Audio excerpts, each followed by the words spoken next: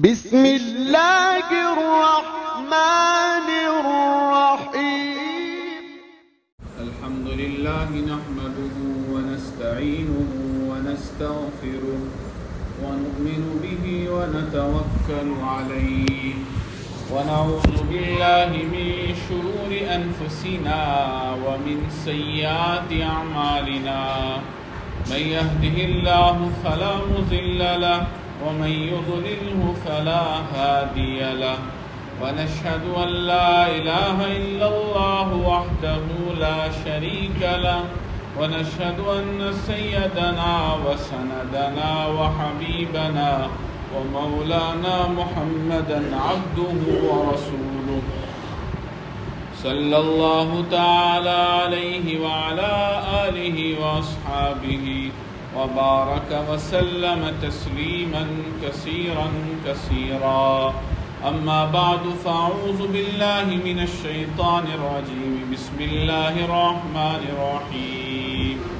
يا أيها الذين آمنوا قوا أنفسكم وأهليكم نارا صدق الله العظيم اللهم صل على سيدنا مولانا محمد وعلى آل سيدنا مولانا محمد كما صليت على سيدنا إبراهيم وعلى آل سيدنا إبراهيم إنك حميد مجيد اللهم بارك على سيدنا مولانا محمد وعلى آل سيدنا مولانا محمد كما باركت على سيدنا إبراهيم وعلى آل سيدنا إبراهيم إنك حميد مجيد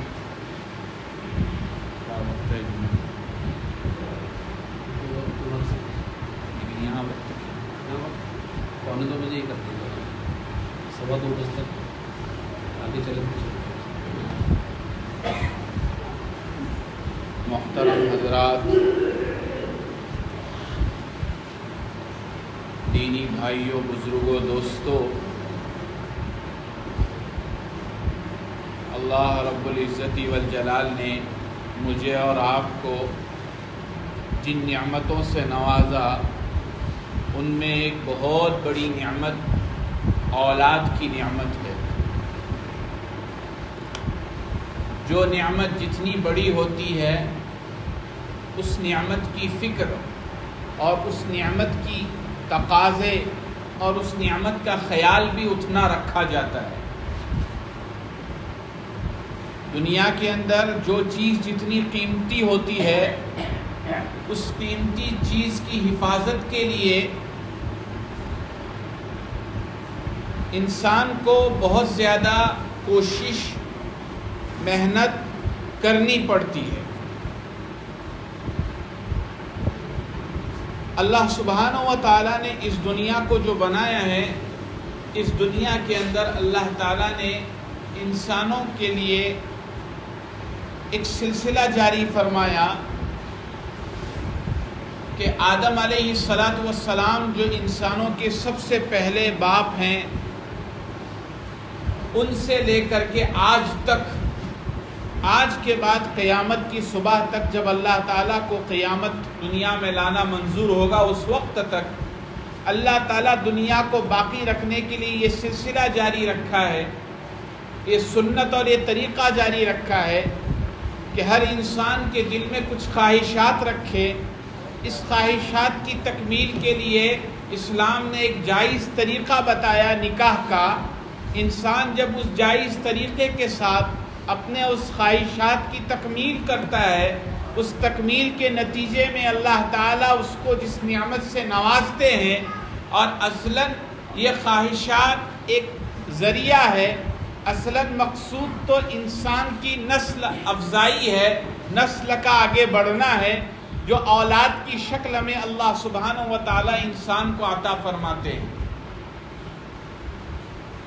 دنیا میں بہت سے انسان وہ ہیں جو تندرست بھی ہیں، اللہ نے مالی اعتبار سے بھی انہیں نوازا ہے، اللہ تعالیٰ نے دنیا کی تمام نعمتیں تقریباً ان کے پاس دے دی ہیں، چاہے وہ مسلمانوں میں سے ہو یا مسلمانوں سے علاوہ کسی اور مذہب سے ہو، کہ ان کو ایمان کے علاوہ باقی ظاہری نعمتوں سے دنیا کے نوازا۔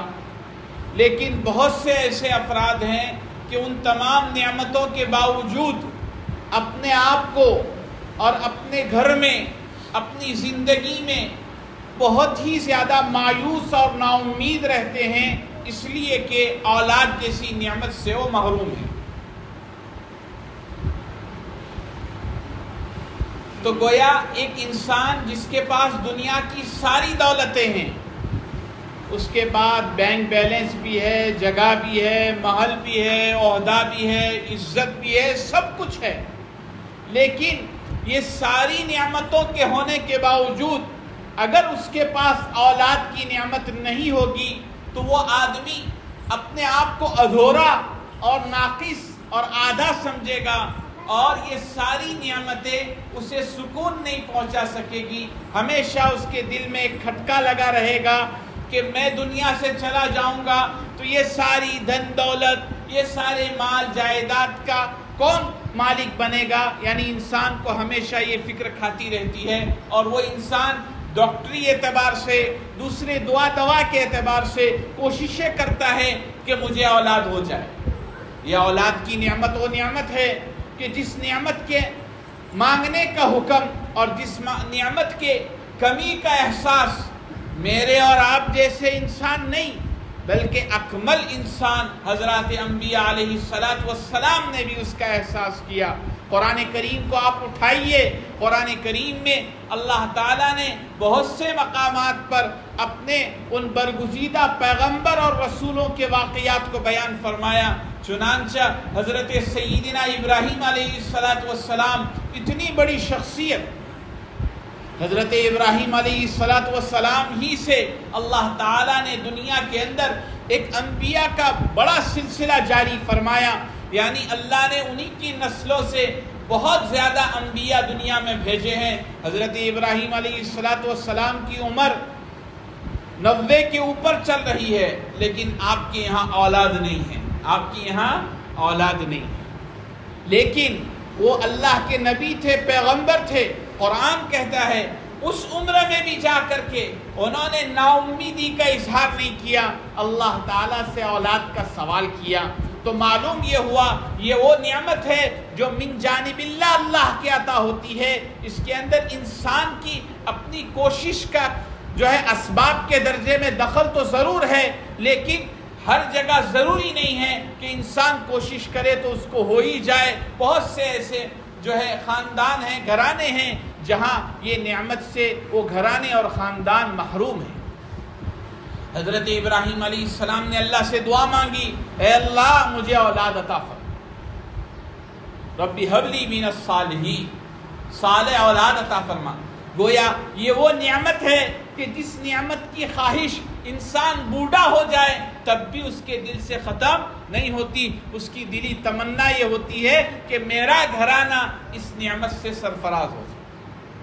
جب یہ نعمت اتنی بڑی ہے، اتنی اونچی ہے، تو اس نعمت کے تقاضے بھی کچھ ہمارے اوپر عائد ہوتے ہیں۔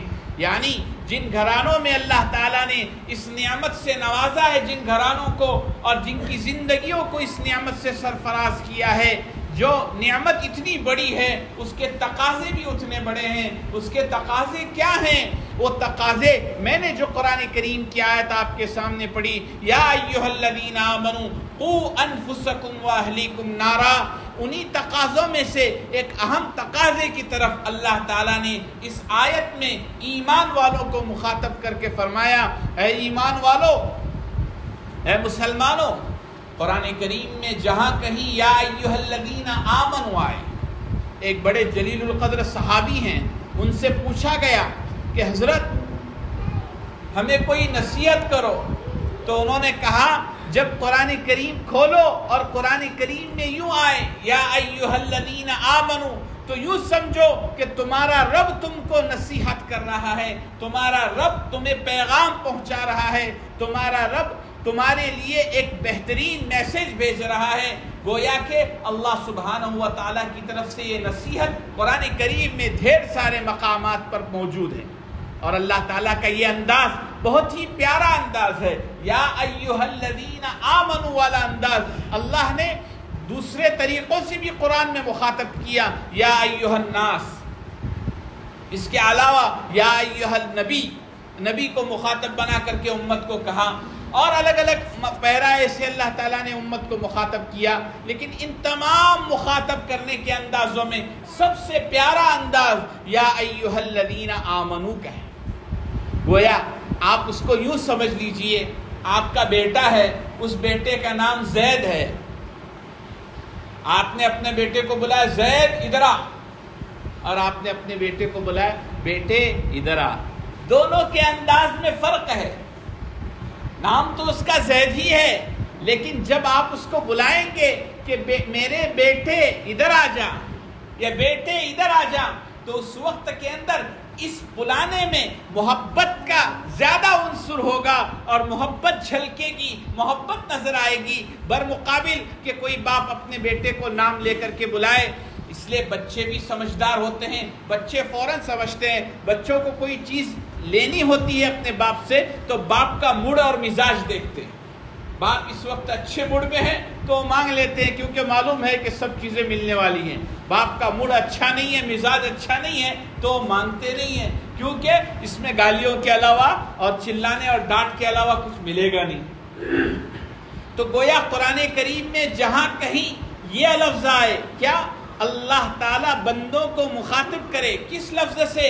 یا ایھا الذین آمنو، تو آپ اس کو یوں سمجھو کہ اللہ تعالیٰ اپنے بندوں کو پیار سے بلا رہے ہیں، جیسے ایک باپ اپنے بیٹے کو بلاتا ہے، اے میرے پیارے بیٹے ادھر آ، اے میرے بیٹے، اے میرے لخت جگر ادھر آ۔ جس طرح اس جملے میں پیار ٹپکتا ہے، اللہ تعالیٰ کے اس خطاب میں یا ایھا الذین آمنو میں شفقت ٹپکتی ہے۔ اللہ تعالیٰ کیا فرماتے ہیں؟ قوا انفسکم، اے ایمان والو، اپنے آپ کو، اپنی زندگی کو اور اپنے گھر والوں کی اور اپنے اولاد کی زندگی کو، انفسکم و اہلیکم، اہلیکم میں اپنی اولاد، اپنے گھر والے، اپنے بال بچے، اپنے بیٹیاں، اپنے بیٹے، قوا انفسکم و اہلیکم نارا، کہ تم اپنے آپ کو اور اپنے اولاد کو، اپنے گھر والوں کو جہنم کی آگ سے بچاؤ۔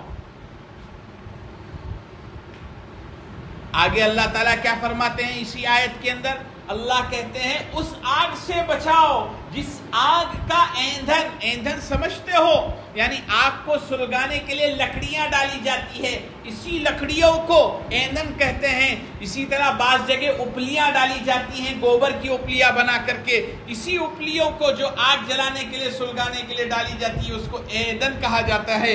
اللہ تعالیٰ فرماتے ہیں اس آگ سے اپنے آپ کو، اپنی اولاد کو، اپنے گھر والوں کو بچاؤ کہ جس آگ کا ایندھن یعنی جس آگ کو سلگایا جائے گا، کس سے؟ انسان سے اور پتھر سے۔ یعنی گویا اللہ تعالیٰ فرما رہے ہیں کہ اے ایمان والو، اے میرے پیارے بندو، تمہارے پاس اللہ تعالیٰ نے جو زندگی دی ہے، اس زندگی کے اندر ایک بہت بڑی نعمت سے نوازا ہے، وہ ہے اولاد۔ تو یہ اولاد کو اور اپنی زندگی کو کس سے بچاؤ؟ جہنم کی آگ سے بچاؤ۔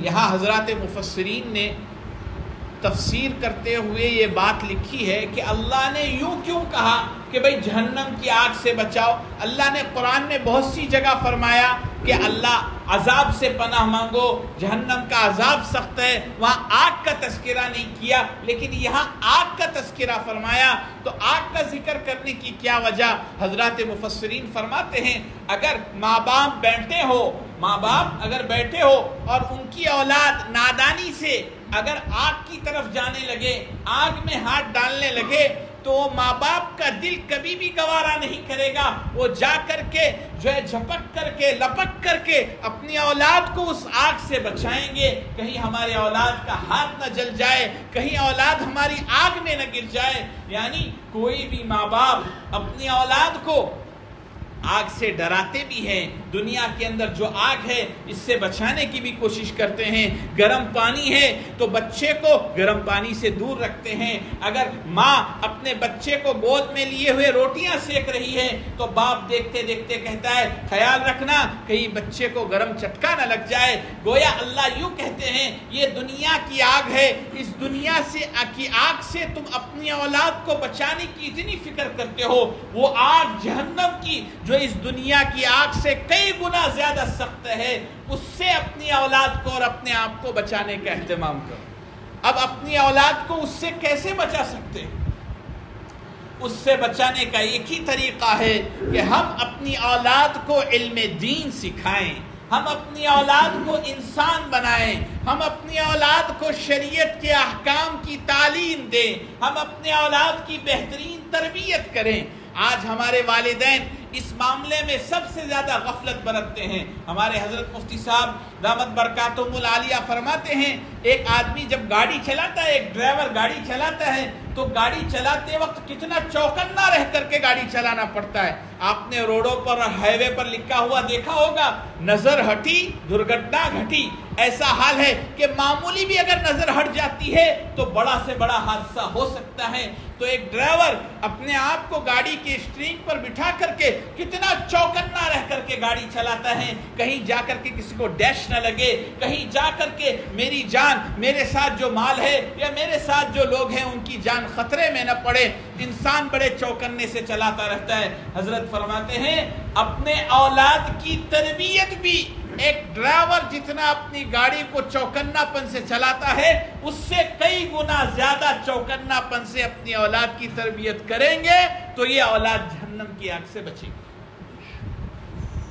اس کے بغیر بچنے والی آج صرف بول دیتے ہیں لوگ، کیا سمجھتے ہیں کہ بھائی اولاد جیسی نعمت مل گئی۔ میں نے شروع میں کہا جو نعمت جتنی بڑی ہوتی ہے اس نعمت کے تقاضے اتنے بڑے ہوتے ہیں، اس نعمت کی حفاظت کے تقاضے اتنے بڑے ہوتے ہیں، اس نعمت کی تربیت کے تقاضے اتنے بڑے ہوتے ہیں۔ یہ اولاد کی شکل میں جو اللہ نے مجھے اور آپ کو نعمت عطا فرمائی ہے یہ بہت بڑی نعمت ہے۔ ان لوگوں کو جا کر کے پوچھو جن کے پاس اولاد نہیں ہے، وہ خون کے آنسو روتے رہتے ہیں کہ مولانا دعا کیجئے، مولانا کوئی وظیفہ بتائیے۔ دنیا کے کونے کونے میں جاتے ہیں، کسی نے بتا دیا فلاں جگہ جاؤ، فلاں حکیم صاحب دوا دیتے ہیں، فلاں حکیم کی دوا کی وجہ سے اللہ نے اپنے فضل سے فلاں کو اولاد دی، وہ فوراً وہاں دوڑے دوڑے چلے جاتے ہیں۔ وجہ کیا ہے؟ ایک اولاد کی نعمت کی کمی ہے جس کی وجہ سے دنیا کے سارے اسباب ہمیں سکون نہیں پہنچا رہے۔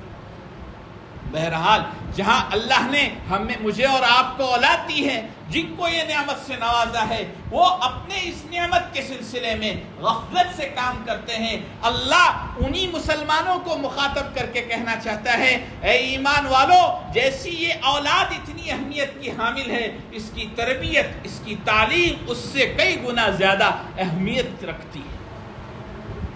آج ہمارا معاشرہ اس معاملے میں سب سے زیادہ غفلت برتتا ہے۔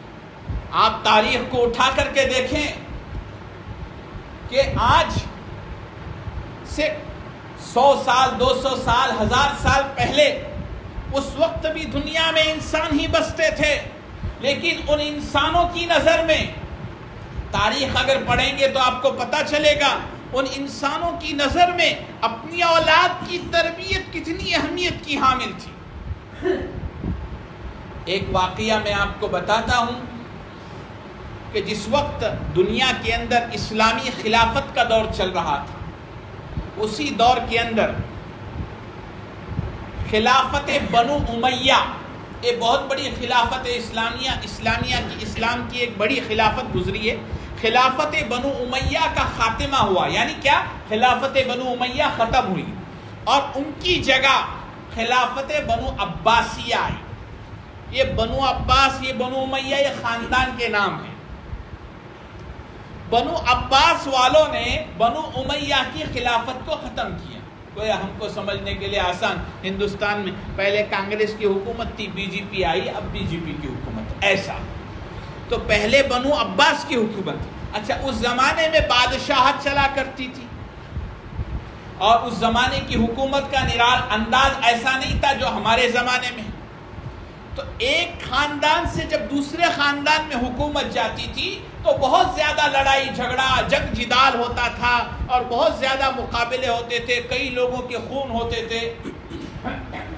اب بنو امیہ کے ہاتھوں سے بنو عباس نے حکومت چھین لی تو کیا ہوا، نتیجہ کیا نکلا کہ یہ بنو عباس کے جو لوگ تھے انہوں نے بنو امیہ پر جب حکومت چڑھائی تو بنو امیہ کے بہت سے لوگوں کو قید کیا، کیونکہ ظاہری بات ہے حکومت آئی تو اپنے فریق مخالف کو کیا کر دیتے ہیں، اٹھا کر کے سیدھا جیلوں میں ڈال دیتے ہیں، جیلوں میں ڈال دیا اور بہت سے لوگ مارے گئے۔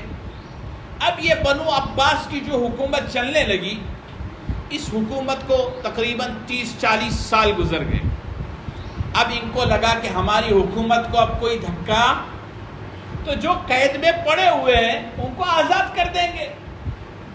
اب ان کو قید میں رکھنا کوئی، جب تک ہماری حکومت کو خطرہ تھا تب تک ہم نے ایسے لوگوں کو اٹھا کر کے جیل میں ڈال دیا، اب حکومت کو خطرہ ختم ہوا، ان کو نکال دیا، 30-40 سال کے بعد ان کو رہا کیا۔ تاریخ میں لکھا ہے ان کو رہا کرنے کے بعد لوگوں نے ان کو جا کر کے پوچھا کہ تم لوگوں کے ہاتھوں سے حکومت گئی، ظاہری بات ہے جس کی حکومت رہتی ہے حکومت کی وجہ سے انسان کو بہت فائدے حاصل ہوتے ہیں۔ آپ کو معلوم ہے جس کی پارٹی رہے گی تو اس کی تو پارٹی ہی پارٹی رہتی ہے ہمیشہ، سمجھے، روزانہ صبح شام اس کی پارٹی کرے تو بھی اس کو کچھ حرج نہیں ہے، جس کی پارٹی اقتدار پر رہتی ہے۔ تو حکومت کی وجہ سے بہت سے منافع حاصل ہوتے ہیں، بہت سے کام چٹکیوں میں ہو جاتے ہیں۔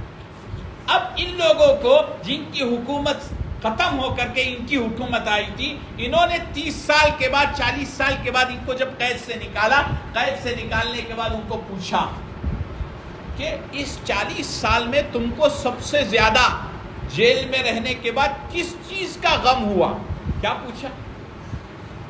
تم حکومت گئی، تمہارا اقتدار گیا اور تم کو اٹھا کر جیل میں ڈالا گیا، جیل میں ڈالنے کے بعد 40 سال گزرے، ہماری حکومت چل رہی، تم کو اس 40 سال کے عرصے میں سب سے زیادہ کس بات کا صدمہ لگا؟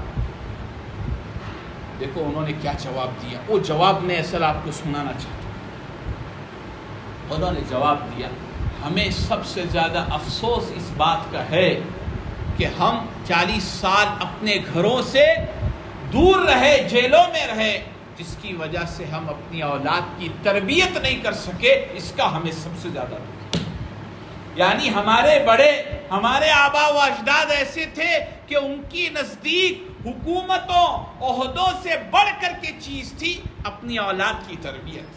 آج ہماری اولاد ہمارے آنکھوں کے سامنے ہے لیکن اس کی تربیت کے سلسلے میں ہمیں وقت نہیں ہے۔ ہمارے اکابر فرماتے ہیں کہ آج ہمارا حال ایسا ہے کہ باپ اور بچے کی ملاقات ہفتے میں 1 دن ہوتی ہے، وہ بھی بچہ کہتا ہے کہ ابا چلو آج کا دن چھٹی ہے، اتوار ہے، کہیں پارک میں جائیں گے، کہیں ہوٹل میں کھا لیں گے۔ باقی آپ کے پاس اپنے دوستوں کے ساتھ گپے لگانے کا وقت ہے، آپ کے پاس اخبار پڑھنے کا ٹائم ہے، آپ کے پاس دوسرے کام کاج کا ٹائم ہے، آپ کے پاس ورزش کا ٹائم ہے، آپ کے پاس چہل قدمی کا یعنی صبح تفریح کرنے کا ٹائم ہے، دوسرے تمام کاموں کے لیے آپ کے پاس اوقات ہیں۔ اگر اوقات نہیں ہے ہماری زندگی میں تو اپنی اولاد کی تربیت کے لیے اوقات ہے۔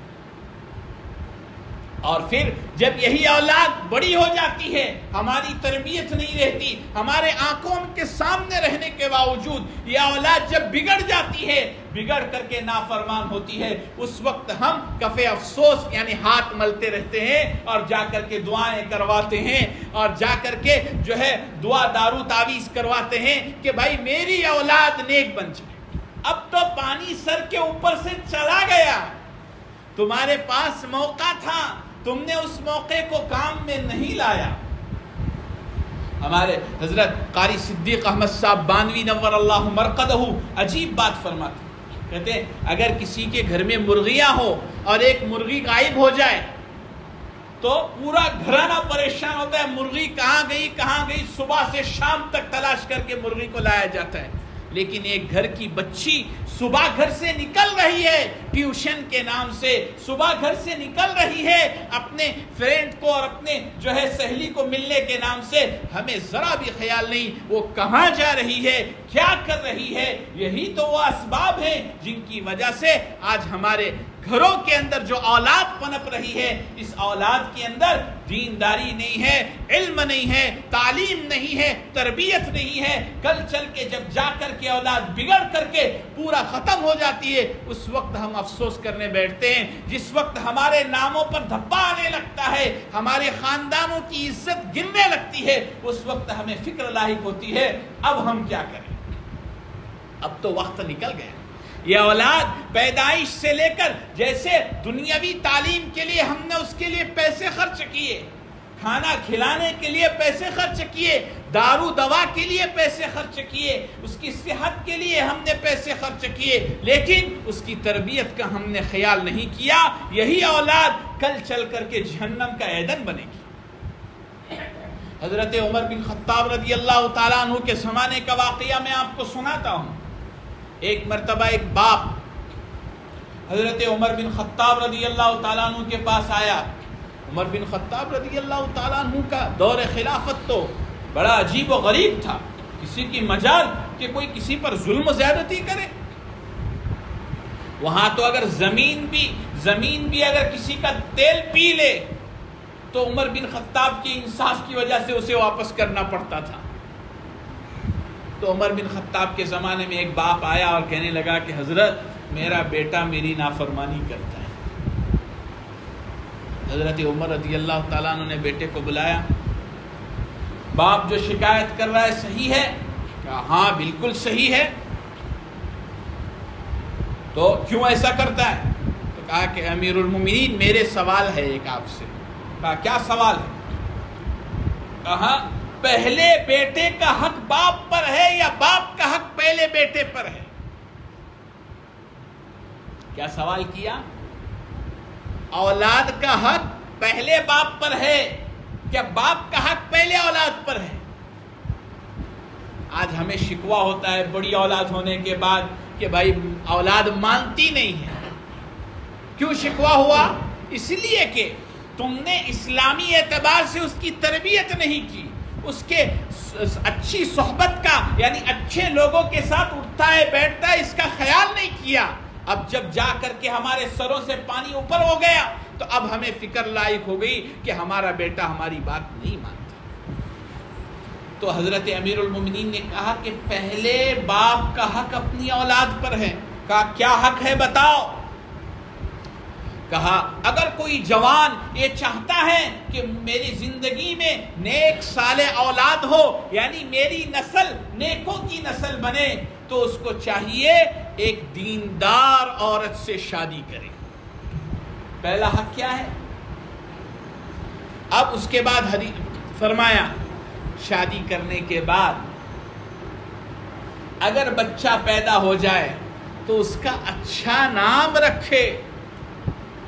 اچھے نام سے کیا مراد ہے؟ اچھے نام سے مراد لیٹسٹ نام، لیٹسٹ کیا بولتے ہیں اس کو؟ یعنی ابھی جو نئے جو چل رہے ہیں وہ یہی مراد ہے؟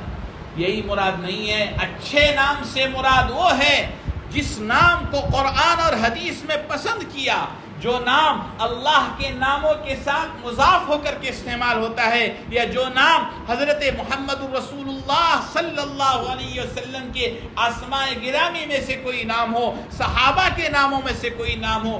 آج اگر کسی کے یہاں بچہ پیدا ہو جائے ان کو کہو کہ عبداللہ رکھو، مولانا پرانا نام یا نوا نام دو۔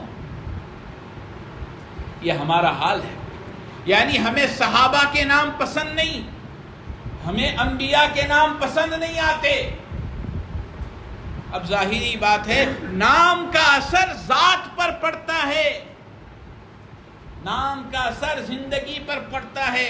روایتوں میں موجود ہے ایک صحابی تھے ان کا نام تھا حزن، تو حضور نے کہا یہ نام مت رکھو، اس کے معنی صحیح نہیں۔ انہوں نے کہا نہیں میرے باپ نے رکھا ہے میں بدلوں گا نہیں۔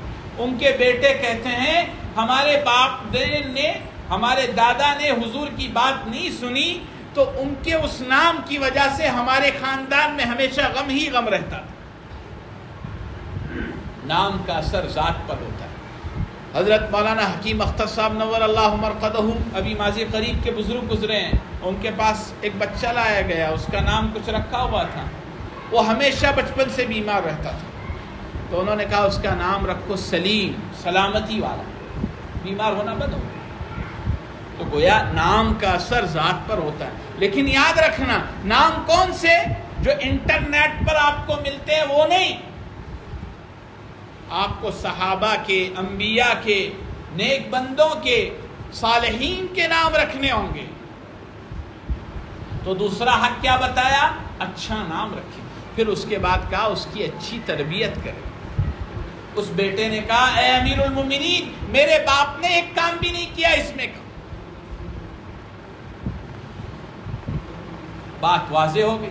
تو معلوم کیا ہوا، جیسے ہمارے پاس اللہ نے یہ نعمت کی شکل میں عطا فرمائی ہے، اس نعمت کے تقاضے بھی اتنے اہم ہیں کہ آج ہمیں چاہیے کہ ہم اپنی اولاد کی بہتر تربیت کرنے کی کوشش کریں، اور اس کی تربیت بہترین کرنے کا طریقہ علماء کے پاس آئیں، بیٹھیں اور پوچھیں کہ میرے یہاں لڑکا پیدا ہوا ہے، میں اس لڑکے کا کیا نام رکھوں، میرے لڑکے کی مجھے تربیت کرنی ہے۔ اس تربیت کی کتابیں چھپی ہوئی ہیں، تربیت کے طریقے جو اسلام کے ہیں وہ لکھے ہوئے ہیں، آج ہمیں اس کو پڑھیں، پڑھ کر کے ماں باپ ایک دوسرے سے معاہدہ کریں۔ دیکھو ماں باپ کی زندگی کا بہت بڑا رول اولاد کی زندگی میں رہتا ہے، اگر ہم سیدھے نہیں ہیں تو ہماری اولاد سے ہم کیا امیدیں لگا سکتے ہیں۔ بہرحال میں نے قرآن کریم کی جو آیت آپ کے سامنے تلاوت کی، اس میں اللہ مجھے اور آپ کو مخاطب کر کے، تمام انسانیت کو مخاطب کر کے کہہ رہے ہیں، اے ایمان والو، اپنے آپ کو اور اپنی اولاد کو جہنم کی آگ سے بچاؤ۔ اور ہم کب بچا سکتے ہیں؟ جب ہم اپنی اولاد کی بہترین تربیت کریں گے۔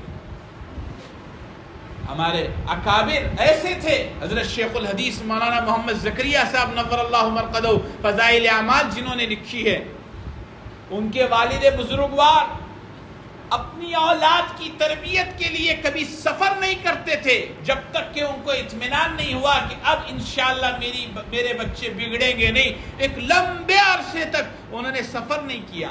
کوئی بلاتا تھا، کہتا حضرت میرے یہاں آؤ، تو کہتے تھے زکریا، ان کے بیٹے کا نام، ان کا نام تھا حضرت مولانا یحییٰ صاحب، جو بانی تبلیغ حضرت مولانا الیاس صاحب کے بھائی تھے۔ تو وہ کیا کہتے تھے، کوئی دعوت دیتا تھا کہ حضرت ہمارے یہاں آؤ، 1-2 دن کے لیے پروگرام ہے، کہتے تھے زکریا کی تربیت کی بیڑی میرے پیر میں پڑی ہوئی ہے۔ یعنی گویا اپنی اولاد کی تربیت کی انہیں اتنی فکر تھی کہ وہ اپنی اولاد کی تربیت کو بیڑی سے تعبیر دے کر کے کہتے تھے کہ بھائی ہم اپنی اولاد کی تربیت کے زمانے میں کہیں کا سفر نہیں کریں۔ ہمارے حضرت وہ ایک مثال دے کر کے سمجھاتے ہیں، آپ بھی دیہات والے ہیں، میں بار بار ہر جگہ یہ مثالیں دیتا رہتا ہوں، بار بار کہنے کی وجہ یہ ہمارے دل میں یہ بات سما جائے۔ حضرت فرماتے ہیں کہ جن کے گھروں میں بھینسیں ہوتی ہیں، دودھ والی بھینسیں جن کے گھروں میں ہوتی ہیں، ان کو معلوم ہے کہ بھینس جس کے ہاتھ سے دودھ دیتی ہے، بھینس کو جس کی عادت ہوتی ہے، اس کے علاوہ اور کوئی آدمی اگر دودھ نکالنے جائے تو بھینس کیا کرتی ہے؟ دودھ دیتی دے گی تو بہت تکلیف دے کر کے تھوڑا بہت دے دے گی، لیکن دودھ دیتی۔ اب جو گھر کی عورت یا جو گھر کا مرد اپنے گھر کی بھینس کے دودھ نکالتا ہے، وہ بھینس کے دودھ دینے کے زمانے میں 2-4 دن کے لیے کہیں چلا نہیں جاتا۔ کیوں نہیں چلا جاتا؟ کہتا ہے میرے بھینس کی عادت بگڑ جائے گی، وہ دودھ نہیں دے گی، اس لیے وہ کہیں گیا، صبح جا کر شام واپس آ جاتا ہے دودھ نکالنے کے وقت، اس لیے کہ اس کو اپنی بھینس کی دودھ دینے کی عادت کے بگڑنے کا خطرہ ہے۔ آج ایک بھینس کا دودھ اور اس کی عادت بگڑنے کا ہمیں اتنا خیال ہے کہ ہم سفر نہیں کرتے۔ ہماری اولاد کی تربیت کے بارے میں ہماری کیا فکریں؟ آج ہمیں ضرورت ہے کہ ہم اپنی اولاد کی تعلیم و تربیت کی فکر کریں، اور اسی تعلیم و تربیت کی فکر کے غرض سے اللہ تعالی ہمارے اکابر کو جزائے خیر دے، جنہوں نے ہمیں اپنے محلوں میں، اپنی مسجدوں میں، اپنے علاقوں میں ایک بہترین نمونہ عطا فرمایا مکتب کی شکل میں۔ یہ مکاتب کی باغ دوڑ ہندوستان کی ایک روح ہے، جان ہے۔ جس وقت ہندوستان میں انگریزوں کا تسلط ہوا، انگریز نے ہندوستان کے رہنے والے باشندوں کو غلام بنایا، اس وقت ہمارے مسلمانوں میں جو علماء کرام تھے انہوں نے سب سے پہلے جنگ آزادی کا جب علم اٹھایا، اٹھانے کے بعد پہلی جنگ آزادی میں حسن اتفاق ہمیں شکست ہوئی، ناکامی ہوئی، لیکن علماء خاموش نہیں بیٹھے۔ اس جنگ آزادی کی ناکامی کے بعد انہوں نے مل کر کے مشورہ کیا، کہا کہ ہمیں انگریز کی غلامی سے چھٹکارا پانا ہے، اس کے لیے کیا کرنا ہوگا؟ اس کے لیے دو کام کرنے ہوں گے۔ اتنے سارے لوگ شہید ہو گئے ہمارے، اب ہمیں کرنا یہ ہوگا کہ ہمارے مسلمانوں کے ایمان اور اسلام اور تعلیم و تعلم کو باقی رکھنے کے لیے ایک ادارہ بنایا جائے۔ تو دارالعلوم دیوبند کی بنیاد رکھی گئی اور پورے ہندوستان میں مکاتب کی باغ دوڑ ڈالی گئی، مکاتب کے بیج بوئے گئے کہ ہر مسجد میں نماز کے ساتھ ساتھ دن میں ایک مرتبہ صبح یا شام کو مسلمان بچوں کی تعلیم کے لیے، مسلمان بچوں کے زندگی میں تعلیم اور دین اور اسلام لانے کے لیے مکتب کا ایک نصاب بنایا گیا۔ ہمارے اکابر، ہمارے جنگ آزادی کے سب سے بڑے ہیرو حضرت حاجی امداد اللہ مہاجر مکی رحمت اللہ علیہ فرماتے ہیں کہ جن کے بہت ہزاروں خلفاء ہیں، جن کے بہت سے مریدین ہیں، بے شمار خلفاء ہیں، حضرت کے بڑے بڑے مایا ناز خلفاء بھی ہیں، حضرت حکیم الامت مولانا اشرف علی تھانوی، مولانا قاسم صاحب نانوتوی، مولانا رشید احمد گنگوہی، اتنے بڑے بڑی شخصیتیں حضرت حاجی صاحب سے بیعت تھے۔ حاجی صاحب فرماتے ہیں ہمیں اپنی دوسرے دین کی خدمات پر آخرت میں کامیابی کی اتنی جو ہے یقین نہیں ہے جتنا ہمارے جو مکاتب کے سلسلے میں ہم سے جو دین کی خدمت ہوئی اس پر ہمیں آخرت میں کامیابی کی یقین ہے۔ آج اللہ تعالیٰ کا فضل ہے، آپ کے اس بستی میں، اطراف میں الحمدللہ اس کی فکریں کی جا رہی ہیں، لوگوں میں شوق پیدا ہو گیا ہے۔ ہمیں چاہیے کہ اس شوق کے زمانے میں اور ان فکروں کے زمانے میں اپنے آپ کو ان فکروں کے ساتھ جوڑ کر کے اپنے گھر کے بچوں اور بچیوں کو دینی تعلیم کے غرض سے ان مکاتب سے وابستہ کیا جائے۔ اور مجھے یقین ہے انشاءاللہ جو طلبہ، جو والدین اپنے بچوں اور یہ بچیوں کو دینی مکاتب سے دل کے ساتھ جوڑ دیتے ہیں اور ساتھ میں تربیت کرتے ہیں، انشاءاللہ ثم انشاءاللہ یہ اولادیں کبھی بھی بڑی ہو کر کے مرتد نہیں ہوں گی۔ آپ دیکھ لینا، غور کر لینا، ارتداد کا جو یہ سلسلہ چل رہا ہے اس میں دو بڑے کام ہیں۔ پہلا کام، ہم اپنی اولاد کو بڑی کوشش و جدوجہد کے ساتھ اپنے تمام تر مصروفیات کو چھوڑ کر کے مکتب سے وابستہ کرنے کی پوری کوشش کریں۔ گویا جیسے دنیاوی تعلیم کے لیے ہم پیسے لگاتے ہیں، وقت لگاتے ہیں، ہم اپنے رکشاؤں کو جوڑتے ہیں کہ بچہ جا کر کے کالج پڑھے، اسکول پڑھے، اس کو جانے کے لیے سائیکل دلاتے ہیں، ٹو ویلر دلاتے ہیں، سب کچھ کرتے ہیں کہ بچہ کوئی ڈگری حاصل کرے۔ جیسے دنیا کی تعلیم کے بارے میں ہم فکر کرتے ہیں، ہماری زندگی کا مقصد دینی تعلیم ہے، دنیاوی تعلیم ہمارے زندگی کی ضرورت ہے۔ ہم مقصد کو چھوڑ کر اگر صرف ضرورت کے پیچھے لگیں گے، یہی اولاد کل جا کر کے ڈاکٹر بنے گی، انجینئر بنے گی، کل جا کر کے پروفیسر بنے گی، کل جا کر کے کلیکٹر بنے گی، تمہاری ہی نافرمانی کرے گی۔ کیوں؟ اس لیے کہ تم نے ان کو زندگی کے مقصد کی تعلیم نہیں دی۔ زندگی کا مقصد ہماری زندگی میں دین اسلام کی تعلیم کا آنا ہے۔ یہی تعلیم آج ہمارے ان مکاتب کے ذریعے سے دی جاتی ہے۔ تو ہمارا پہلا کام کیا ہے کہ ہم اپنے بچوں کو مکاتب سے جوڑنے کی پوری کوشش کریں، جوڑ کر کے چھوڑ نہ دیں بلکہ اس کی نگرانی بھی کریں۔ بچہ آ رہا ہے، نہیں آ رہا، بچہ پڑھ رہا ہے، نہیں پڑھا، پڑھانے والے استاذ کے پاس جائیے، پوچھئے۔ آج افسوس کے ساتھ کہنا پڑتا ہے، مکتب کا جب جلسہ ہوتا ہے تو ہم وہاں مکتب کے جلسہ کرنے والے حافظ صاحب کو، وہاں کے مقامی ذمہ داروں کو کہتے ہیں کہ بھائی جتنے بچے پڑھ رہے ہیں نا، یہ سب کے پیرنٹس کو، سب کے والدین کو بلائیے، مطلب ماؤں کو پردے کے اندر اور باپوں کو یہاں، تو لوگ کیا کہتے ہیں ہماری میٹنگ ہے، فلاں کام ہے، میں فلاں جگہ جانے والا ہوں، فلاں ڈیوٹی پر ہے، لیکن وہی کالج اور اسکول میں بلایا جائے تو آپ سوچو، یعنی ہماری زندگی میں دنیاوی تعلیم کی کتنی، میں اس کا انکار نہیں کر رہا، وہ ضرورت ضرور ہے، لیکن اس ضرورت کے بارے میں ہماری اتنی فکر، لیکن یہ مکتب کا جلسہ ہو یا مکتب کے اندر بلایا گیا ہو مکتب کی فکر دلانے کے لیے، تو ہمیں آنے کے لیے وقت ہمارے پاس سارے آزاد۔ اس کا کیا مطلب ہوا؟ اس کا مطلب یہ ہوا کہ ہماری نظروں میں اس تعلیم کی اہمیت نہیں۔ ہم یہ سمجھتے ہیں کہ ہمارا بچہ ڈاکٹر بنے گا تو میری یہ ساری محنت ختم ہو جائے گی۔ یاد رکھو، ہم دینی تعلیم کو چھڑا کر کے، مکاتب کی اہمیت کو بھلا کر کے صرف ڈاکٹر بنائیں گے، یہی ڈاکٹر دنیا میں بھی تمہارے لیے نافرمان اولاد کی شکل میں عذاب بن کر رہے گا، آخرت میں بھی تمہارے لیے وبال جان بنے گا۔ اس لیے کہ آج دیکھا جا رہا ہے کہ بڑے بڑے عہدوں پر تو لوگ پہنچ رہے ہیں، لیکن دین نام ان کی زندگی میں کوئی چیز نہیں۔ اس لیے آج میں اور آپ اس بات کی فکر کریں، اس بات کا ارادہ کر کے اٹھیں، جس طرح ہم اپنی اولاد کی دنیاوی تعلیم کی فکر کرتے ہیں، اس کے لیے پیسہ خرچ کرتے ہیں۔ دیکھو دنیاوی تعلیم کے لیے کتنا پیسہ لگتا ہے وہ میرے سے زیادہ آپ کو معلوم ہے۔ لوگ اس پیسے کو خرچ کرنے کے لیے کیا کرتے ہیں؟ لون نکالتے ہیں، قرضے لیتے ہیں، لوگوں سے مانگتے ہیں، اپنے جگہوں کو گروی رکھتے ہیں، کیا کیا نہیں کرتے۔ کیوں؟ اس لیے کہ میرے بچے کی فیس بھرنی ہے۔ بزرگوں، اللہ کا شکر ہے مکاتب کی تعلیم کے لیے تمہاری وہ فیسوں کی ضرورت نہیں کہ تمہارے گھر کو کھانوٹ رکھنا پڑے، تمہاری زمینوں کو کھانوٹ رکھنا پڑے۔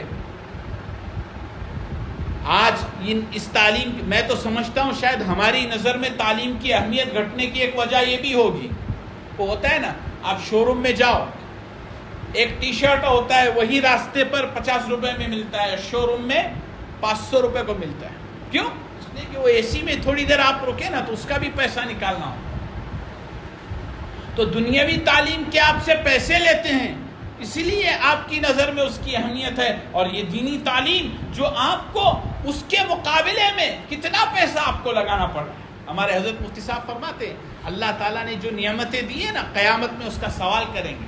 مثلا مثال کے طور پر اگر اللہ تعالیٰ نے کسی ایک مسلمان کو 10 کروڑ کی پراپرٹی دی، 5 کروڑ کی دی، یا 5 لاکھ روپئے دیے، یا 25 لاکھ دیے، 50 لاکھ، مثال لو 50 لاکھ، ایک آدمی کو اللہ تعالیٰ نے زندگی میں کتنے پیسے دیے؟ اس نے محنت کیا، دکان کیا، جنگل کیا، کتنے کمایا؟ اب یہ کمانے کے بعد جیسا دنیا کے اندر جو ہے نا آڈٹ کروانا پڑتا ہے وکیل کے پاس جا کر کے، ورنہ فوراً انکم ٹیکس کی نوٹس آتی ہیں، ہاں یہی حساب قیامت میں اللہ کے سامنے بھی دینا ہے۔ اور یہاں انکم ٹیکس میں کیا ہوتا ہے؟ تم پکڑے بھی گئے تو ٹیبل کے نیچے سے ایک پاکٹ تھما دینے کا، تمہارے اوپر کلین چٹ مل کر باہر نکلتے ہیں۔ وہاں ایسا نہیں، وہاں کوئی چلنے والا نہیں، وہاں تو پوچھا جائے گا 50 لاکھ میں نے تجھے دیے تھے زندگی میں، تو نے کمائے، محنت کی ہے، میں نے تیرے مقدر میں دی، اس 50 لاکھ میں حساب دے کہ اللہ میں نے 20 لاکھ کا گھر بنایا، ٹھیک ہے، اور کیا کیا؟ 15 لاکھ بچے کے ایجوکیشن میں خرچ کیا، اور کیا کیا؟ 5 لاکھ بیٹی کی شادی میں خرچ کرے، اور کیا کیا؟ 5 لاکھ فلاں کیا۔ اللہ پوچھیں گے میرا نام سکھانے کے لیے کتنے روپئے دیے تھے؟ کیا جواب ہے آپ کے پاس؟ کیا جواب ہے؟ ہمارا تو فریضہ یہ تھا کہ ہم ان مکتب کے اساتذہ اور ان علماء کے پاس آ کر بیٹھتے اور کہتے حافظ صاحب، امام صاحب، مولانا، آپ نے تو ہمارے اوپر جو اللہ نے فرض رکھا تھا کہ بچے کو دینی تعلیم دے وہ آپ ادا کر رہے ہیں، آپ کا کوئی کام ہو تو بولو، اس کی تو کوئی حیثیت نہیں، آپ جو تعلیم ہماری اولاد کو دے رہے ہیں اس کی کوئی قیمت نہیں ہے، لیکن ہم چاہتے ہیں کہ بھائی آپ کی کوئی تعاون کریں، کوئی پوچھتا نہیں ہے۔ میں یہ نہیں کہہ رہا ہوں کہ بھائی میں مدرسے میں پڑھاتا ہوں آپ آ کے پوچھتے رہو، اس کے لیے میں احساس دلانا چاہتا ہوں آج ہمارے اندر دینی تعلیم کی کتنی زیادہ اہمیت ہے اور کتنی زیادہ اہمیت نہیں ہے، یہ دکھانا چاہتا ہوں۔ اس لیے پیارے بزرگوں، دوستوں، اللہ واسطے اپنے اندر کچھ بیداری پیدا کرو۔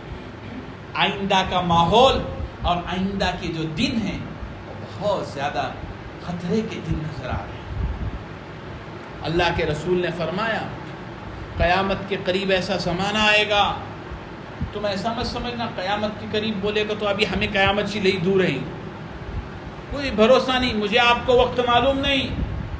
لا یعلمہن الا اللہ، 5 چیزوں کا علم کسی کو نہیں، قیامت کا علم کسی کو نہیں۔ ہو سکتا ہے اسی سال کے آخر میں آ جائے، کوئی گارنٹی سے نہیں کہا جا سکتا۔ اللہ تعالیٰ کی ذات سے کیا مشکل ہے؟ اللہ ہم سب کے جو ہے خاتمہ ایمان پر فرمائے، ہماری زندگیوں کو درست فرمائے۔ قیامت کے قریب ایسا زمانہ آئے گا، صبح انسان کلمہ پڑھتا ہوگا، اس دن کا سورج غروب ہونے سے پہلے وہ کافر ہوگا۔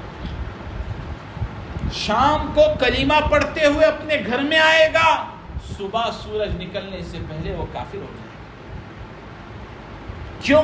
اس لیے کہ آج جس دور سے میں اور آپ چل رہے ہیں، اس دور کے اندر اسلام دشمن طاقتیں ہماری نسلوں کو، ہماری اولادوں کو، ہماری بچیوں کو، ہمارے بچوں کو ایسی تعلیم دلوا رہے ہیں کہ جس تعلیم کے ذریعے سے، یعنی اس تعلیم میں کچھ حصہ اگر فائدے کا ہے، کچھ حصہ نفع کا ہے، تو اس میں کچھ حصہ وہ ملایا گیا ہے کہ جس کے ذریعے سے ان کی ذہنیت کے اندر یہ بات پیدا ہوتی ہے۔ کیا بات پیدا ہوتی ہے؟ کہ بھائی آزاد زندگی گزارو، کیا پابندی، کیوں کس کی غلامی کرنا ہے دنیا میں 4 دن، من مانی زندگی گزارو۔ یہ تعلیم کے ذریعے ان کے دلوں میں ڈالا جائے۔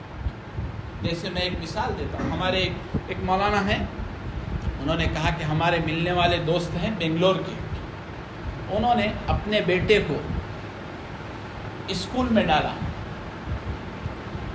کا بچہ تھا چھوٹا، شروع میں کیا ہوتا ہے، وہ KG LKG UKG ہوتا، 1 سال پڑھا، اس کے بعد وہ بچے نے آ کر باپ کو کیا سوال کرتا ہے معلوم ہے؟ بولتے ہیں ابا قرآن میں اللہ کے 2 ہاتھ بولیں، کیا بولیں؟ 2 ہاتھ۔ اللہ تعالیٰ کے ہمارے تمہارے جیسے ہاتھ نہیں ہیں، یاد رکھنا۔ لیکن بچے کے ذہن میں کیا سمجھانے والے؟ بچہ ہے، اس کی ذہنی سطح کیا، تو وہ کیا بولتا ہے؟ اللہ نے قرآن میں دیکھو ان کی ریسرچ اور ان کی کہاں تک ان کا مطالعہ ہے، جو بچوں کو اسکول میں آنے والے چھوٹے بچوں کے ذہن میں ڈال رہے ہیں۔ کیا ڈالا؟ اللہ کے 2 ہاتھ ہیں اور ہنومان کے 10 ہاتھ ہیں، تو 10 ہاتھ والا بڑا کیا 2 ہاتھ والا بڑا؟ اب آپ مجھے بتائیے، مجھے اس کا جواب دیجیے، آپ اس بچے کو کیا سمجھائیں؟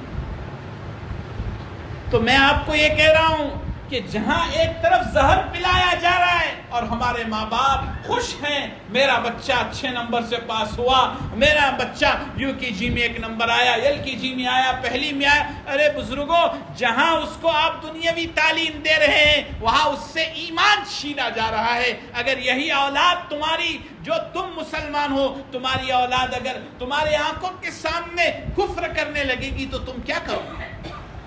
اس لیے اللہ واسطے اپنی اولادوں کو مکاتب سے جوڑو، اپنی اولادوں کی تربیت کرو، دینی نظام کے اندر رکھ کر کے اپنی اولادوں کی تربیت کرو۔ جب بچہ مکتب سے آئے یا اسکول سے آئے، بچے کو پوچھو کہ بیٹا تو نے کیا پڑھا آج، کارگزاری لو اس کی، بزرگوں کی خدمت میں لے جاؤ، اللہ والوں کے بیانات سناؤ، حلال روزی کھلاؤ، تو پھر دیکھو تمہاری یہ اولاد کل چل کر کے کتنے بھی بڑے عہدے پر پہنچے، آخر اس کی دل کے اندر باپ کی قدر و عظمت ہوگی۔ دنیاوی تعلیم کے اندر باپ کی قدر و عظمت نہیں سکھائی جاتی۔ میں ایک مثال آپ کو دیتا ہوں، یہاں اسکول کے ٹیچر بھی ہوں گے، سب ہوں گے، میں ایک مثال آپ کو دے رہا ہوں۔ آپ مجھے بتائیے، آپ کا بیٹا آپ کے گاؤں کی اسکول میں پڑھنے لگا، 1، 2، 3، 4، 5، 6 تک پڑھا،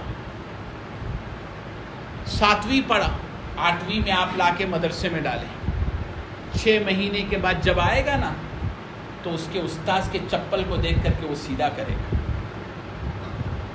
گا کہ نہیں؟ یہاں 7 سال تک کبھی کسی ٹیچر کے چپل کو سیدھا کیا ہوا نظر آیا؟ کیوں نہیں؟ اس لیے کہ وہاں تو بس اپنا کام پورا کیا جاتا ہے، اتنا دیا یہ کرو، اب اس میں کیا ہو رہا ہے وہ آپ کو پتہ نہیں، تربیت نہیں کی جا رہی بڑوں کے ساتھ. کیسی بات، آپ ایک طالب علم کو لائیے، اگر تمہارے اس کے گاؤں کے بھی طلبہ ہمارے یہاں پڑھتے ہیں، کبھی چھٹیوں میں اگر وہ آ جائیں اور ان کو ان کے استاذ نظر آ جائیں، آپ کو میں بولتا ہوں آپ چھپکے سے دیکھو، چھپ کر کے ان کی کیا کیفیت ہوتی ہے. کیا استاذ نے ان کو مار کے بولا ہے، یا استاذ نے ڈنڈا لے کے پھرتے ہیں کہ بھائی تم دیکھے میری چپل سیدھے نہیں کیے تو میں ماروں گا؟ کبھی نہیں. کسی طالب علم کو بولنے کی ضرورت نہیں پڑتی. یہاں آپ کے اس مجمع میں ہمارے ساتھ خیر العلوم میں میرے ساتھ پڑھے ہوئے بھی ہیں اور مجھ سے پہلے پڑھے ہوئے بھی ہیں. آپ ان سے پوچھئے آپ کو اپنے مدرسے کے زمانے میں کبھی کسی استاذ نے بولا تھا میرے چپل سیدھے کر؟ کیوں؟ اس لیے کہ یہ فرق ہے. میں آپ سے یہی فرق دکھانا چاہتا ہوں. ایسے بہت سے فرق ہیں. بہرحال بات لمبی ہو رہی ہے. مجھے کہنا اور خلاصہ حاصل کلام یہ ہے، آج ہمیں اپنے بچوں کی دینی تعلیم کی فکر کرنے کی سخت سے سخت ضرورت ہے. اگر ہم نے نئی فکر کی تو یہ ہماری اولاد کل چل کر کے مسلمان رہے گی، اس کی گارنٹی نہیں دی جا سکتی. جو ماحول بنایا جا رہا ہے، جو حالات بنائے جا رہے ہیں اور جو باتیں انٹرنیٹ کے ذریعے سے مسلط کیے جا رہے ہیں، ان باتوں کے نتیجے میں ہماری یہ اولادیں ہمارے ہاتھوں سے چلی جا رہی ہیں. یہ موضوع بہت لمبا ہے، لیکن میں مختصر کرتے ہوئے اتنا کہوں گا کہ آج ہمیں اپنے گھروں میں جا کر کے اپنی زندگیوں میں اپنے بیٹے اگر چھوٹے ہیں اور اپنے پوتے نواسے، اپنے بھانجے بھانجیاں، اپنے خالہ زاد بھائی بہن کوئی بھی ہو، اپنے رشتہ دار ہوں چھوٹے، ہم سب کو مل کر کے یہ کوشش کرنی ہے کہ ہمارے خاندان، ہمارے گھرانے کا کوئی بچہ ایسا نہ ہو کہ جو مکتب کے بغیر صرف دنیاوی تعلیم حاصل کرتا ہو. دنیاوی تعلیم ضرور دلائیے، لیکن آپ کی ذمہ داری ہے دنیاوی تعلیم کے ساتھ تربیت بھی کیجئے اور مکتب کے ساتھ جوڑیے اور مکتب کی کارگزاری لیجئے اور مکتب کا خیال کیجئے.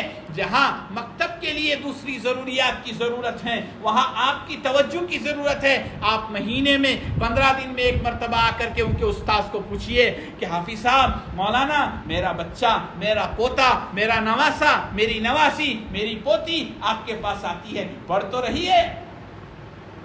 مکتب کے اساتذہ ہمیں آ کے کہتے ہیں، اللہ معاف کرے، بچے پڑھنے کے لیے آتے ہیں، یہاں آ کر کے مکتب میں جو 1 گھنٹہ بیٹھتے ہیں، اس 1 گھنٹے میں ہی اس کو سب کچھ پڑھانا ہوتا ہے.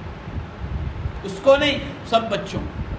یہاں آ کر کے بچے نے جو قاعدہ بند کیا، یہیں الماری میں رکھ کر کے چلا گیا. دوسرے دن آ کر کے الماری سے اٹھا کر کے یہاں بیٹھ گیا.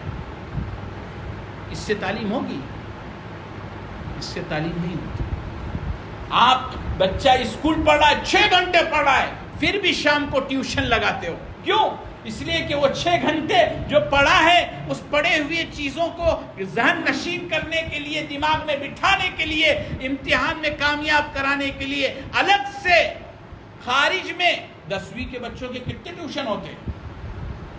اثر بعد الگ. وہ بچہ آتا ہے، معلوم نہیں وہ بچے کو زندگی میں کیا ہوتا ہے، دفتر پھینک دیتا ہے، پیشاب کرتا ہے، وضو کرتا ہے، معلوم نہیں کیا کرتا ہے، فوراً چائے پیا اور فوراً سائیکل لے کر کے ٹیوشن کو گیا. وہاں سے ٹیوشن سے آیا، کھانا تیار کیا، دوسرے ٹیوشن کو گیا. یعنی دنیاوی تعلیم کے کامیابی کی ہمیں اتنی فکر. ایک بچہ مکتب میں جا رہا ہے، اس کی ہمیں یہ بھی فکر، ہمیں ضرورت ہے. بچہ اگر مکتب میں جا رہا ہے تو بچہ واپس آئے تو ہم پوچھیں، بیٹے قاعدہ کہاں رکھا؟ قاعدہ ساتھ میں نہیں لایا. قاعدہ لانے کے بعد صرف لا کے رکھنے تک نہیں، شام کو پوچھیں، بیٹا آج قاعدے کا سبق یاد کیا جو استاذ نے دیے تھے؟ یہ ہماری ذمہ داری ہے. بہرحال اللہ تعالیٰ مجھے اور آپ کو اور تمام مسلمانوں کو اپنی اولاد کی دینی تربیت کی فکر کرنے کی توفیق عطا فرمائے. ضرورت ہے، بہت ضرورت ہے. بزرگوں، بڑے درد کے ساتھ کہنا پڑتا ہے، جو واقعات دنیا کے اندر آج رونما ہو رہے ہیں، جو چیزیں ہو رہے ہیں. میں ایک واقعہ سنا ہوں.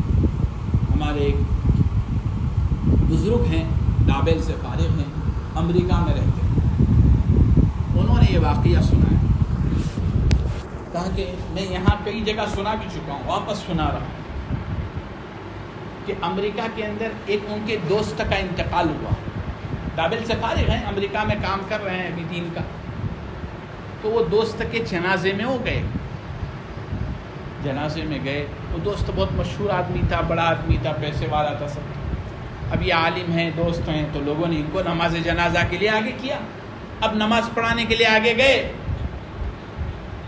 اب جانے کے بعد وہ جنازہ سامنے ہے، اور کچھ لوگ ہوتے ہیں نا جو غیر مسلم بھی ہوتے ہیں، دوستی کی وجہ سے آئے ہوئے رہتے ہیں، وہ تو نماز تو نہیں پڑھتے، وہ تو بیٹھے رہتے ہیں، غم میں آئے ہوئے رہتے ہیں۔ تو 3 نوجوان ایسے تھے جو لاش جہاں جنازہ رکھا ہوا تھا اس کے سامنے بازو میں زار و قطار روتے ہوئے کھڑے تھے، انہوں نے آ کے نماز جنازہ، اب ان کو اس سے تعلق تھا لیکن اس کے گھر والوں سے کوئی پہچان، اب یہ نماز جنازہ کے بعد ان تینوں بچوں کے پاس جا کر کے پوچھتے، بیٹا تم اتنا رو رہے ہو، تم نماز جنازہ بھی نہیں پڑھی اور تمہارا اس میت سے کیا تعلق؟ تو انہوں نے روتے روتے جواب دیا، مولانا یہ مرنے والے کے ہم تینوں بیٹے ہیں۔ کہا کہ نماز جنازہ کیوں نہیں پڑھی؟ کہا کہ اس وقت ہمیں ہمارے باپ کی میت سے زیادہ اس بات پر غم ہے کہ ہم کو ہمارے باپ نے نماز جنازہ پڑھانا نہیں، پڑھنا بھی نہیں سکھایا۔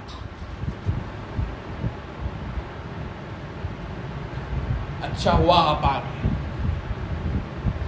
کہیں ایسا نہ ہو کہ ہم دنیا سے جائیں اور یہ ہماری اولادیں جن کو ہم نے بڑی بڑی ڈگریاں دے دی اور ہمارے میت پر ہمارے مرنے سے زیادہ ان کو غم اس بات کا ہو کہ ہم نے ان کو نماز جنازہ پڑھنا بھی نہیں سکھایا۔ اس لیے ضرورت ہے کہ ہم اپنی زندگی کے اندر، اور میں کہتا ہوں صرف چھوٹوں کو نہیں، میں بڑوں سے بھی کہوں گا، بوڑھوں سے بھی کہوں گا، جوانوں سے بھی کہوں گا، اگر ہماری زندگی میں قرآن کی تعلیم کے لیے وقت نہیں ہے تو ہم کس کام کے مسلمان ہوئے؟ آج ہمیں چاہیے کہ جیسے انگریزی ہم کو آنے لگی، ابھی حال کے اندر گزشتہ کل ایک ساتھی آئے تھے، ان کو کہیں سفر میں جانا تھا، تو کہ مجھے وہ لوکیشن دیکھنے نہیں آتا، کہ میں نے کہا کہ پہلے واٹس ایپ چلانے آتا تھا کیا؟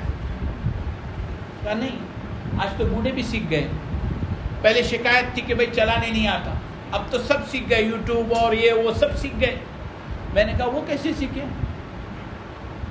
اس لیے سیکھے، شوق تھا، دل میں آیا، ارادہ کیا تو ساری چیزیں سیکھ گئے، اور قرآن پڑھنے لگے۔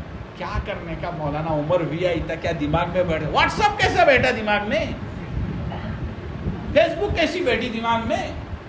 وہ کیسے چلانے آیا؟ معلوم یہ ہوا آپ کر سکتے ہیں، شوق کی ضرورت۔ میں آپ کو بتاتا ہوں، ہمارے خیر علوم میں آئیے، ریٹائر فوجی حج کر کے آئے، دل میں ارادہ کیا مجھے قرآن سیکھنا ہے، روزانہ پڑھنے کے لیے آتے تھے۔ اور میں آپ کو ایسی بھی مثال دیتا ہوں، دادا اور پوترا دونوں آتے ہیں قاعدہ لے کر کے پڑھنے کے لیے۔ بھائی دینی تعلیم حاصل کرنے کے لیے کیا ہے، کیا شرم کی بات؟ اب ابھی بہت سے لوگ مولانا ہندی میں ہمیں تھوڑا ہندی میں مت قرآن سیکھو، اجازت نہیں ہے، اس لیے کہ جو الفاظ عربی کے ہیں اس کو ہم ہندی میں ہو بہو نہیں کر سکتے، انگریزی میں نہیں سیکھ سکتے، ہمیں عربی ہی میں سیکھنا ہوگا۔ اس لیے آج سے ارادہ کریں گے بھائی، سب بڑے ارادہ کرو کہ آج سے ہم اپنے محلے کے امام صاحب سے، دیکھو میں بہت آسان طریقہ بتاتا ہوں۔ ہمارے حضرت ماں ابرار الحق صاحب رحمۃ اللہ علیہ کے پاس ایک آدمی ہے، کہا حضرت مجھے قرآن سیکھنے کا ہے لیکن میرے پاس ٹائم نہیں، میں صرف آدھا گھنٹہ دیتا ہوں۔ کتنا دیتا ہوں؟ حضرت نے کہا کہ ٹھیک ہے کل سے آنا۔ آیا، آنے کے بعد کہا الف، اس نے کہا الف ایسا لکھتے ہیں، ٹھیک ہے جا سبق ہوا کیا؟ 29 دن میں 29 حروف یاد ہو گئے۔ پورا قرآن کتنے حروف سے بنا ہے؟ 29 حروف سے بنا۔ 2 مہینے میں قرآن پڑھنے والا بن گیا۔ تو آپ لوگ بھی اگر چاہیں گے، کتنے بھی بیزی ہو، آپ نماز کے لیے آتے ہیں، مغرب کے بعد، عشاء کے بعد 15 منٹ، آدھا گھنٹہ حافظ صاحب کو کہو کہ ہمیں قرآن سیکھو، قرآن کے نوجوانوں سے بھی کہو، ارادہ کرو، سیکھو، اور قرآن سیکھتے سیکھتے ساتھ میں کیا؟ نماز کا اپڈیٹ کرو. اپڈیٹ نیا ورژن آیا ہے. آپ کہیں گے کیسا نیا ورژن آیا؟ موبائل چلاتے چلاتے نیا فنکشن آیا تو فوراً ڈاؤن لوڈ کر کے لیتے ہیں. بچپن میں جو نماز سیکھے تھے وہ پڑھتے ہیں ابھی تک، کچھ فرق نہیں. نماز صحیح ہو رہی ہے، سورہ فاتحہ صحیح ہے، التحیات صحیح، کچھ پتہ نہیں. میں نے ابھی اگر میں دیکھنا چاہوں نا، میں نہیں چاہتا لیکن آپ سے کہوں گا ایک مثال دے، کسی کو کھڑا کروں، چلو التحیات سنو. التحیات للہ. مولانا وہ نماز میں بیٹھے تو یاد آتے ہو، وہ عادت ویسو ہے، وہ بٹن دبا کو کیسا چالو ہوتے کہ نہیں؟ یہ نہیں. اللہ اکبر، سبحانک اللہم و بحمدک. ارے سبحانک اللہم کا مطلب کیا؟ اگر ایک غیر مسلم آ کے تم نے پوچھا تمہیں نماز کیسا پڑھتے ہیں، ذرا دیکھو. ہاں میں جا پائے سو، جماعت میں بھی گئے سو، مجھے نماز آتی ہے. بتا بابا بتا. اللہ اکبر، سبحانک اللہم. بھیا یہ سبحانک اللہ کا تو کیا نہیں معلوم؟ وہ تو نے کیا بولنا تھا؟ 50 سال تیری عمر ہوئی، 70 سال سے نماز پڑھ رہا ہے، 40 سال سے نماز پڑھ رہا ہے، 30 سال سے نماز پڑھ رہا ہے، سبحانک اللہم کا مطلب معلوم. تو ہم ہفتے میں ایک دن اپنی نماز سیدھی کریں، آ کر کے اپنی نماز کو درست کریں. یہی نماز کا اپڈیٹ ہے کہ نماز، میں کہتا ہوں پورے قرآن کا ترجمہ یاد کرو نہ کو، جتنے سورتاں تم نہ یاد ہیں کہ نہیں اس کا ترجمہ یاد کرو. نماز میں دل لگے گا، تمہاری نماز صحیح نماز ہوگی. اللہ کے واسطے ان چیزوں پر صرف بات کر کے چلتے مت بن جاؤ. سنا بہت اچھا بیان ہوا آج، بہت اچھا لگا. اللہ واسطے یہ ارادہ کرو پکا کہ ابھی جب تک میں قرآن نہیں سیکھتا تب تک میں دوسرے کام میں پیپر نہیں پڑھوں گا، خبریں نہیں پڑھوں گا. جو تمہارا وقت چوراہیوں پر جا رہا ہے. میں ایک مثال دیتا ہوں. میرے ملنے والے آئے، میرے سے اصلاحی تعلق تھا. حضرت ذکر کو ٹائم نہیں ملتا ہو. میں نے کہا کہ ٹھیک ہے نہیں ملتا، تیرا موبائل لا، اور موبائل میں جتنے فنکشن ہے کہ نہیں، ہر فنکشن کو کتنے منٹ تمہیں یوز کرے 24 گھنٹے میں اس کا پورا ڈیٹیل رہتا ہے، ہر ایک کے موبائل میں رہتا ہے. میں نے کہا تو کتنی دیر استعمال کرتے ہیں؟ 2 گھنٹے. کتنے سال سے استعمال کر رہے؟ 10 سال سے. 2 گھنٹے روزانہ کے 10 دن کے کتنے گھنٹے ہوئے؟ جی 20 گھنٹے ہوئے. 20 دن کے 40، 30 دن کے 1 مہینے کے 60 گھنٹے. 10 مہینے کے کتنے گھنٹے ہوئے؟ 600 گھنٹے. سال میں تیرے 600 گھنٹے موبائل میں جا رہی، کتنا فائدہ ہو رہا ہے تجھے؟ کتنے پیسے کما رہے تو؟ میں کہتا ہوں جو موبائل میں وقت دیتے ہو وہی وقت قرآن سیکھنے میں دو. موبائل ضرورت ہے، ضرورت تک اس کو اپنی زندگی کے قیمتی اوقات کو. اب 1 سال کا حساب لگائے، صرف 10 مہینے کا تو 600 گھنٹے نکلے. کیا آپ نے 600 گھنٹے قرآن کے لیے دیے ہو تو قرآن نہیں آئے گا؟ تو اس لیے آج سے ارادہ کرو. کریں گے نا بھائی؟ ہاں آئندہ میں آؤں گا تو پوچھوں گا انشاءاللہ. اور اگر میں نہیں پوچھوں گا تو بھی آپ لوگ آ کر کے ہمیں کہیں گے کہ مولانا اس دن جمعہ میں ہم نے سنا اور ہم نے ارادہ کیا. جوانوں سے بھی کہوں گا، اور یہ بات صرف اپنے تک نہ رکھیں، اپنے گھروں میں جا کر کے اس کا مذاکرہ کریں، اس کی چرچا کریں، اور چرچے تک نہ چھوڑیں بلکہ اپنے گھروں میں اس کا نظام بنائیں کہ اپنے گھر کی کوئی عورت، کوئی بوڑھی عورت ایسی نہ رہے کہ جو بغیر قرآن سیکھے ہوئے دنیا سے چلی جائے. اللہ تعالیٰ مجھے آپ کو اس پر عمل کرنے کی توفیق عطا فرمائے. آمین و آخر دعوانا الحمدللہ.